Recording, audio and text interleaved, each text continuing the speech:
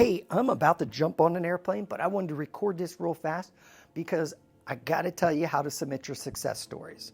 So someone's going to Fiji the last couple years. Dr. Angela, you all know, she's lost over 100 pounds. And Scott Neal, he got in great shape, and he had an incredible story. He has 6 kids, maybe more now, I don't know. He has a lot. The guy's a machine, and successful business, all this stuff. But you guys are incredible humans. And the reason why I do this is for the result, for the transformation. I don't have to do it. I get to do it, which is a real blessing. But also, there's another side, and some of you know this, but some of you don't. And so I'm going to share it again.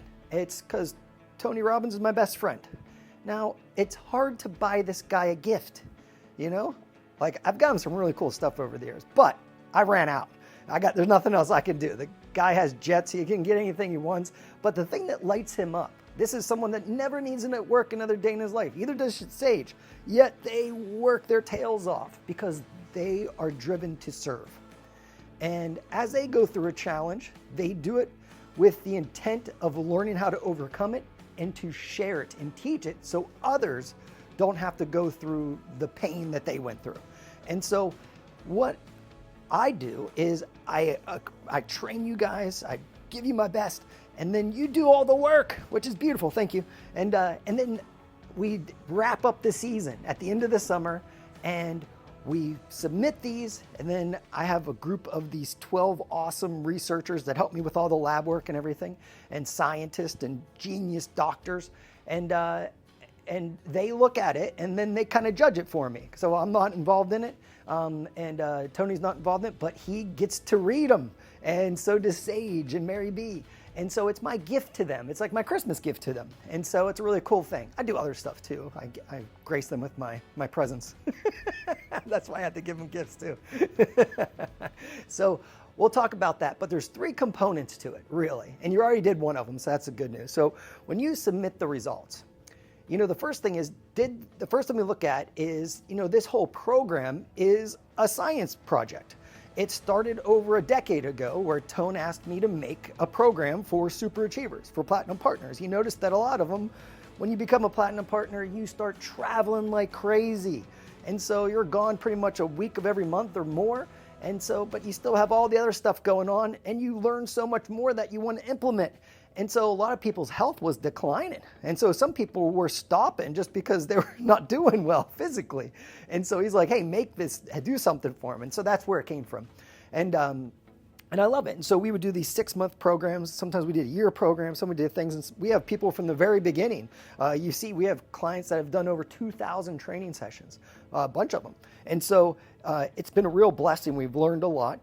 And every time we go through it, we go through this cool thing. So as long as you log your data and you follow the plan, that is very important, because everybody knows in a scientific research study, if someone doesn't follow the guidelines, their data is thrown out. It's worthless. So when people follow it, I appreciate so much, because that's the only way we can learn from it.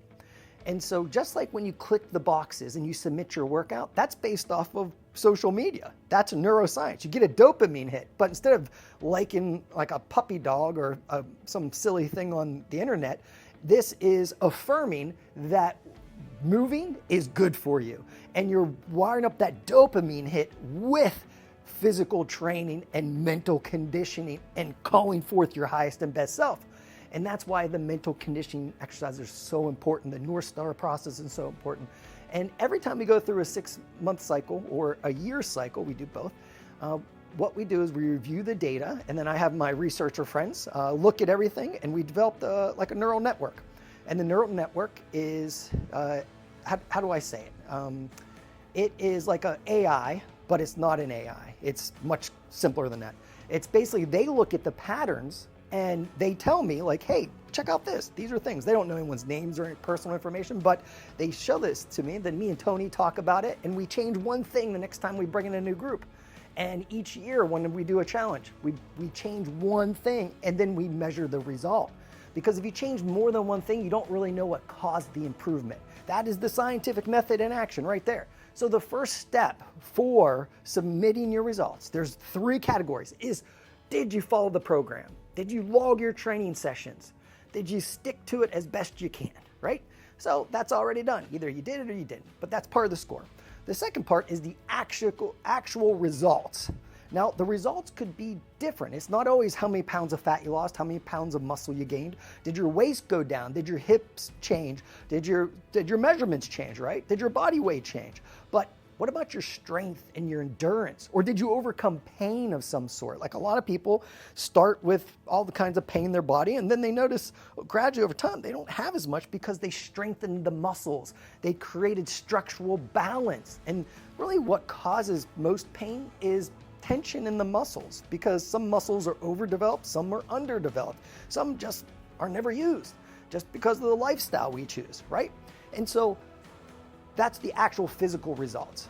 Now the third part is really important, because this is the part, the tearjerker, the story of success and triumph. So what did you overcome? What's different in your life from when you started till now? What did you believe before that you now believe something different, something better? How did your life improve? How did it impact your profession? How did it affect your family, your friends?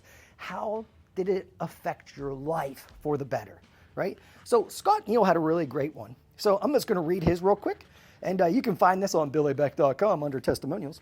But these are his words, Scott Neal. All I can say is thank you. This program has been amazing and life-changing. I've been training with Billy for over a year now, and my life has literally transformed. I've gone from tired, achy, and sore to fit, unlimited energy, and mastering my state. I have blown through several limiting beliefs and am now a better human than before. I used to believe that I had a finite amount of energy, and as I used it up throughout the day, I just got tired because I believed it. That was my experience. I was always tired. Now, I know that the more I move, the more energy I create. What a game changer. I have unlimited energy, and I literally feel better than I have for decades. I used to tell myself and everyone around me that if I don't eat every meal, then I get hangry. I had tried fasting many times for spiritual reasons, would get headaches and be miserable. Not very spiritual. Those are his words, by the way. It was in parentheses. I now believe I am a master of my mind and body, and I have mastered food as well. I tell my body what it needs and give it what it needs. Skipping breakfast on cardio days and 2 meals on Sunday became easy. No big deal. It also made me, that's his program, so, I'm not telling everyone to do that, right? That's part of the ultimate fat burning strategy. So he said, skipping breakfast on cardio days and 2 meals on Sunday became easy. No big deal. It also made me conscious and aware of how often I'm thinking about my next meal and anticipating. Once I had made that decision and made it a must to fast those meals and fully committed to it, is when it became simple. And through the process, I actually recognized I had more time. During those fasting times, I could focus on more productive things than eating. I actually appreciated having more time than what I had previously allocated to eating. Sorry about that. My body feels strong. My muscle definition is visible for the first time in my life. By leading through example, 3 of my children have started exercise regularly on their own. My 2 sons are freaking ripped for 13 and 15 years old. I love this. They come and ask dad for advice on their workouts and how to eat healthy. My wife is on her journey to become more fit through diet and exercise. And at work, there's a trend of eating healthy and exercise that I know is coming from me, living it, and others seeing my transformation. This 12 weeks have truly transformed my body. I went from 36 waist pants to a 32. My pants got big and my shirts got small around the arms. My entire body has transformed. My forearms are well defined. My biceps and triceps are larger and defined. For the first time in my life, I can actually see a 6-pack. My chest and back are cut and built. My calves, legs, and waist have just transformed. I move like a panther. I can train and move and challenge my body each day, and I love it. But by far, my biggest win was really getting this into my body, literally, and fully understanding this pattern of success.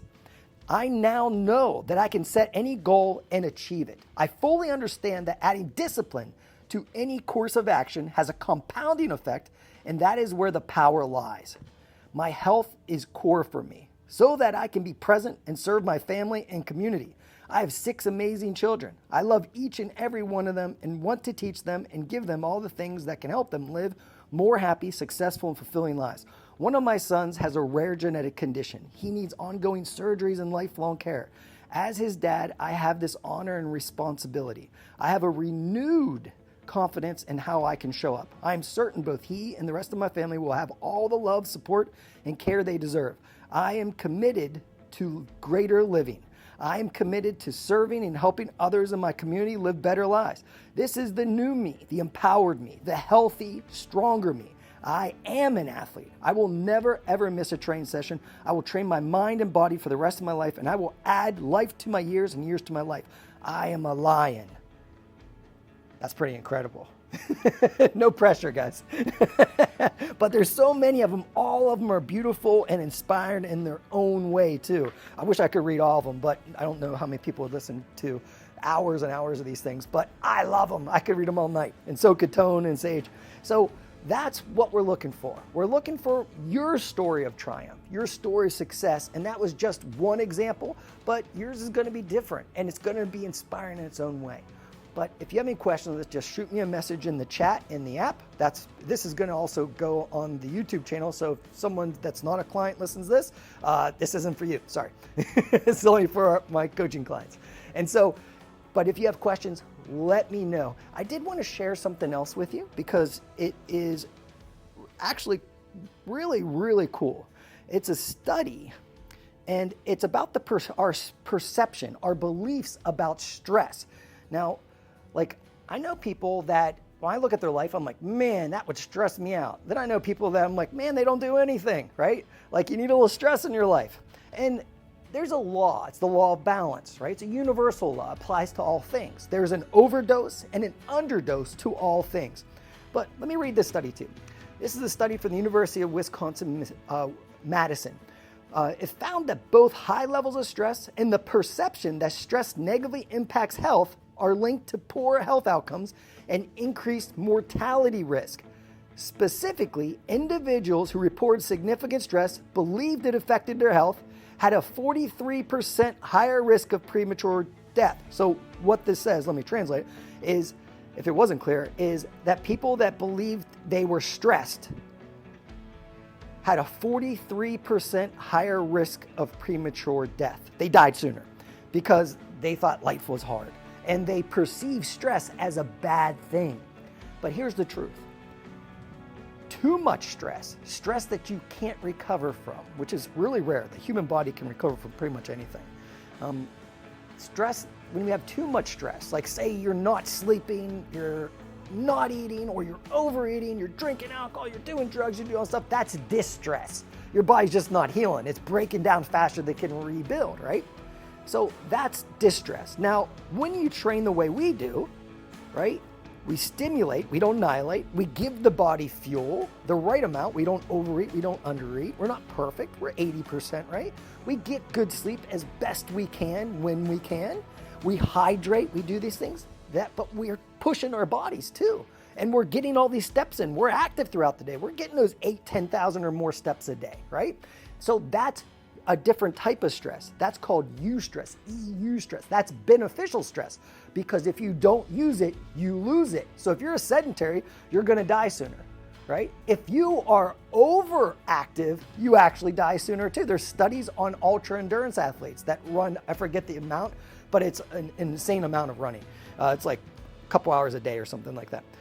They did it in mileage though, but this study is mind-blowing. The last part says, the research analyzed data from the 1998 National Health Interview Survey, highlighting that perception of stress may be as critical, if not more so, than the stress itself in determining health outcomes. So your perception, your belief about stress is just as important as the amount of stress you have itself. So keep that in mind. So there are really four big beliefs that everybody needs to decide what yours are. You need to define them. And one of them is this: problems are, stress is. I count that as the same thing. It's the same, a problem and stress, we could say about the same thing, right? So you want to say, to me, problems are, and you fill in the blank. Problems are opportunities. Problems are a pain in the ass. You see what I did there? Everybody, me and Tony were just talking about this other day. I was talking to him. He wasn't really listening to me. He was doing something else. But he did listen to me after I talked for a while. But it was funny because then it started this big conversation. But everybody has two sets of beliefs. And I was telling them, like, I talk about the lion and the lamb. The love-based self, that's your true nature. And then there's the fear-based self. The lamb, that's the learned self. That's not who you are, you learn that. So when we're in fear, states of fear, we have a different belief system than when we're in states of love-based emotion. So if you're in appreciation, joy, peace, harmony, love, you have more empowering beliefs. But when you're in states of anger, irritation, sadness, depression, shame, guilt, you have a destructive set of beliefs. Does that make sense? So we got to always shift our state. So we have to have that awareness of like, hey, what am I experiencing right now? So feedbacks, your feelings are feedback. There's nothing wrong with you if you feel a negative emotion. It's simply you're focused on something. Your focus in the story you're telling is calling forth that set of information, that set of negative beliefs. And so someone could do something and that could cause us to change our focus or interpret it, add a different meaning. So someone could cut you off in traffic and you'd be like, that son of a bitch. But what if that person's going to the hospital, right? Because there's a pregnant woman in the car and she's driving and she has 2 toddlers in the back, right? Then you're going to clear traffic for her, right? It's the perception of it. So wouldn't it be cool if you could catch yourself and tell a more empowering story? Like, hey, they must be having a tough day. But I'll never forget this story. Stephen Covey tells this story. And he said that he was on in a subway in New York City, and there was a guy, and he had a bunch of kids with him. Like, they were all his kids, and they were out of control. They were all jumping all over the place. They're being rambunctious, and it was like kind of irritating to him. And then finally, he just couldn't handle it anymore. He's just like, hey, these your kids? He's like, yeah. And he's like, are you going to do something with them? Just like, they're out of control. He goes, oh man, I'm sorry. I just, we just came from the hospital, and I don't know how to tell them that their mother died. You imagine that? Like what that would feel like for everybody. And a lot of times we rush to judgment, not just with others, but also with ourselves. So when you're in that lamb, that's that inner critic, that inner judge. It's always seeing the worst in things. Always see, because you don't feel safe. When you're in fear, you're in a state where you don't feel safe. You think there's a threat. Now some people they get tough. Other people are like, and they try to avoid it. So some people are towards, some people are away. Some people attack, some people run. Some people fight, some people flight, right? Some people freeze. But we just need to be aware of what we're experiencing and then go within. So like, okay, what story am I telling? Instead of attacking or lashing out or blaming or complaining or criticizing or judging, we discern. We go within and say, okay, what am I focused on right now? But it takes practice. You're not going to be perfect at this. I'm not perfect at it, and this is what I do, right? But I'm pretty good at it now. But it's taken a long time. For you, you're going to learn way faster than me, and you're probably already better at it. But what I'm saying is with your body is really cool as a testing ground because it just is what it is. It's cause and effect. If you're not losing body fat, it's because of the way you eat, the way you train, and your recovery, your sleep, and your stress, right? That's it. It's a really simple formula. But we're often not aware of how much we're eating, how much protein we're having. We're also not aware of like what else, these little snacks we have, this snacking here and there, a little bite here, a little bit, that all adds up. They all count. Your body doesn't care. It's just like, hey, you put it in, it counts. So what it is, I want to emphasize that this is a process of self-mastery. And part of self-mastery is first self-awareness, right? Because you don't know what you don't know. The next step is self-acceptance. Just like, hey, it is what it is. Like, no one's perfect. It's like you may have a grand goal of like this, like you want to be Arnold Schwarzenegger or the fittest woman alive. It's like, okay, it's going to take a while. It's not going to happen overnight. So you're going to keep comparing yourself to that giant vision, and you're going to feel so far away. It's going to be frustrating. And then you're like, screw it. And then you're going to go be off and on, all in, all out. Instead, you want to focus on the day. So you have self-awareness, self-acceptance, and you want to be present. Like, hey, what can I control now? Because all stress is just another word for fear. All stress, all fear is created when we go too far in the future and worry about things that'll probably never happen. Or we look back at the past, the things that are already done. They don't even matter anymore. And then we start to relive those things, and it changes our emotional state. We start feeling something, and then our focus changes, the story changes, and we start to feel, and sometimes that feeling weighs us down and we can get stuck. So we got to get clear on what we want. That's why your North Star process is so important. So I can't tell you, with super achievers like all of us, right? You got to have a clear and compelling vision of the future. That's the North Star. You got to have this thing you're working towards. And you want to do it with your body and your health because you need it. If you don't take care of your health, you're going to be enslaved to your body at some point. And that's what happened to my mom. And for about the last 15 years of her life, she was trapped in her body. She wanted to die. She asked me if she could die. And I'm not God, it's her choice. So I have no control over that. I don't want her to, but I also didn't want her to suffer anymore. And so I just don't want that to happen to anyone. And it is so preventable. Movement is medicine. But when we do it because we don't feel like we're enough, we suffer. And we affirm those limiting beliefs, those lies. Because limiting beliefs are fear-based beliefs. They're lies, they're distortions, they're exaggerations. And when you're in fear, it's like that mirror at the circus that distorts everything.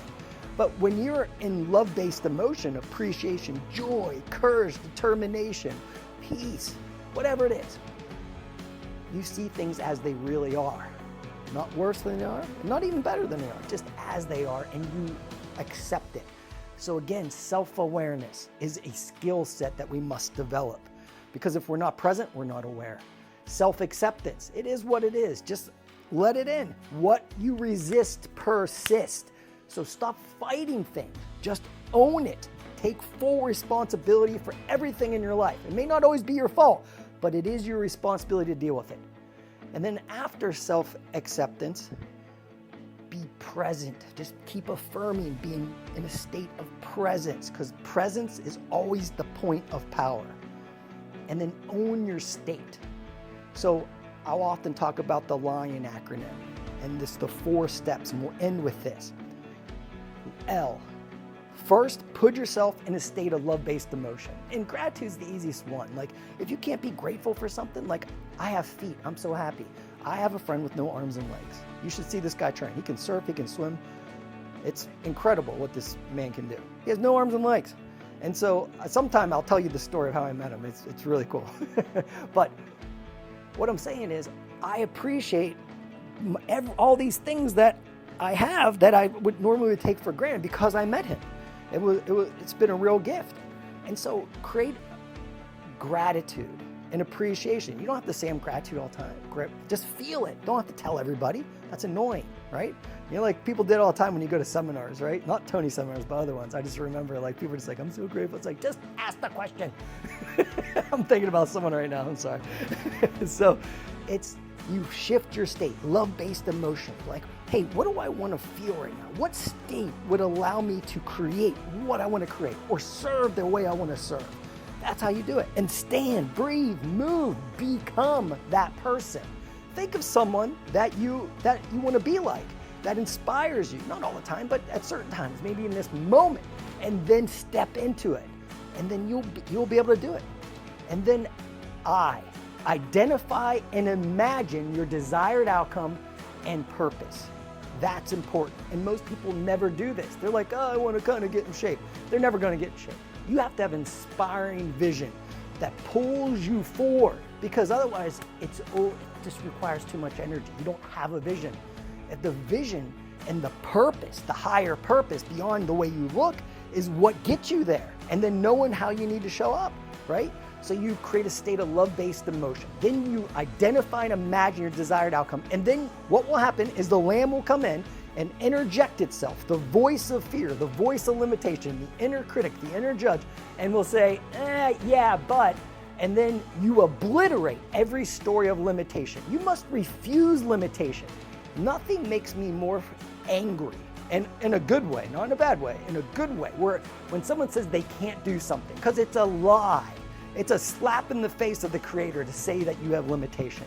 Now, there is always a way. You can't always do everything in this very moment, but if you are persistent enough and determined enough and clear on what you want to create, you will get there. I promise you. If you want to be wealthy, healthy, wise, you want to have beautiful relationships, you want to serve on a higher level, there's always a way. But you cannot allow limitation in, because it's a disease, it festers, it's a virus, and it is a powerful one. What you feed grows, but you must get it in your head. It's lion law number one for a reason. I absolutely and utterly refuse every story of limitation that I use to rationalize and justify being less than I am. Say it a million times, write it again and again until it is automatic. If you don't know the words, that is a sign that you don't own that belief yet. If you want a belief, it must be memorized, because if it's not memorized, it's not in the subconscious mind. Keep that in mind. So obliterate every story of limitation and then end. Now is the time. Presence is always the point of power. Do not hesitate. Ask yourself, what is the most intelligent action I can take right now? Maybe it's to write that out, write it down, or it's to call someone or schedule something, whatever it is, or just do something now. Keep that in mind. This is a framework that works. I learned it from being around super successful and fulfilled people, and I just kept being annoying and asking them, hey, what are you thinking about? What are you focusing on? What do you think about this? And then when you're around them enough, they have to tell me. Plus, they can't get rid of me. So, yeah, I want to share this with you. You already do this in other areas of your life, but if you're not doing it here, it's going to be frustrating. It's going to be hard, but it shouldn't be difficult. It should be fun, because you're making progress. But when we're not making progress, it's not that much fun, right? But what we want to do is have a higher purpose. And the purpose of training each day is not to change the way you look. That's a cool side effect. The purpose of training is to intelligently and intentionally, not randomly, challenge your mind and body to access your highest and best self, to feel awesome, to feel unstoppable, to feel invincible, to be who you really are, fully and completely. All right, my friends, make sure you submit your success stories to billy@billybeck.com. Andrea will get those to me, and I cannot wait to read them. And if you need anything, you know where to find me. I love you, I appreciate you, and the best is yet to come. No lambs, only lions.